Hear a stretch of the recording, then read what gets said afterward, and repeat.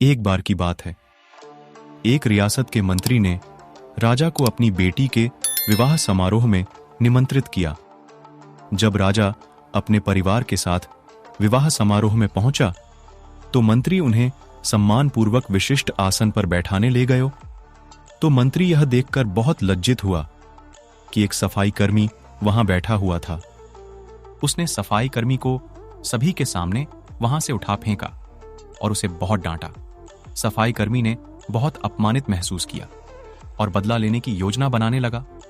अगले दिन सुबह जब वह राजा का कक्ष साफ कर रहा था, तभी वह जानबूझकर बड़बड़ाया, राजा कितने नादान हैं, उन्हें यह पता ही नहीं कि रानी और मंत्री के बीच क्या चल रहा है।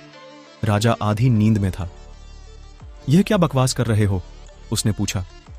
महाराज, मैं पूरी रात सो नहीं पाया, मैं तो नींद में बड़बड़ा रहा था, सफाई कर्मी जवाब में बोला।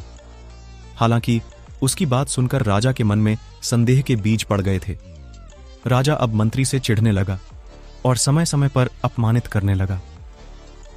एक दिन तो उसने द्वारपालों से यह तक कह दिया कि वे मंत्री को महल में घुसने ही न दें।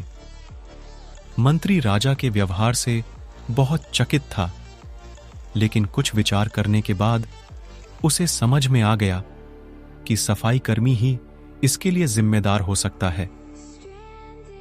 मैंने उसका अपमान किया था और उसी का उसने बदला लिया है। अब मुझे उसे दोबारा प्रसन्न करना होगा, तभी वह राजा की निगाह में मेरा सम्मान दोबारा दिला सकता है, मंत्री ने सोचा। एक दिन उसने सफाई कर्मी को अपने घर भोजन पर आने का निमंत्रण दिया और कहा, मेरे दोस्त, मुझे क्षमा कर दो, तुम्हारा अपमान किया था, मुझे गलती का एहसास हो गया है। इन सुंदर कपड़ों को उपहार के रूप में ग्रहण करो, चलो मेरे साथ भोजन करो। सफाई कर्मी प्रसन्न हो गया। वह सोचने लगा, मंत्री तो अच्छा आदमी है, मैंने ही उस दिन गलती कर दी थी। अब सफाई कर्मी प्रसन्न था और प्रयास करने लगा कि मंत्री के बारे में राजा की धारणा बदल जाए। एक बार जब वह राजा के कक्ष में गया तो राजा सो रहा था। वह बड़बड़ाने लगा, अरे, राजा का तो दासी के साथ प्रेम संबंध है, बड़ी लज्जा की बात है। राजा ने उसका बड़बड़ाना सुना तो उठकर बैठ गया।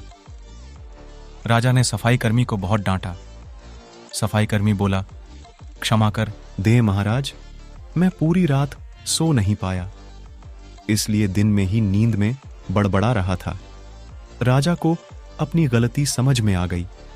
इस तरह की अफवाह के चक्कर में आकर उसने अपने बहुत अच्छे सलाहकार की अनदेखी शुरू कर दी थी। राजा ने मंत्री को बुलाया और दोनों फिर से मित्र बन गए।